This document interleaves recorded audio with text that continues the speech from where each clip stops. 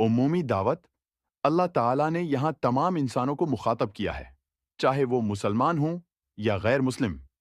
توحید اللہ تعالیٰ کی عبادت کی دعوت دی جا رہی ہے، اور اس میں صرف اسی کو عبادت کا حقدار قرار دیا گیا ہے کیونکہ وہی خالق ہے۔ انسان کی تخلیق انسان کو اس کی تخلیق کا مقصد یاد دلایا گیا ہے اور بتایا گیا ہے کہ ان کا رب وہی ہے جس نے انہیں اور ان کے آباء و اجداد کو پیدا کیا۔ عبادت کا مقصد اللہ تعالیٰ نے انسانوں کو عبادت کرنے کا حکم دیا تاکہ وہ تقوی اور پرہیزگاری اختیار کریں اور اللہ کے غضب سے بچ سکیں۔ ربوبیت اللہ تعالیٰ نے اپنی ربوبیت کا ذکر کیا ہے، یعنی وہی ذات ہر چیز کا خالق، مالک اور نظام چلانے والا ہے۔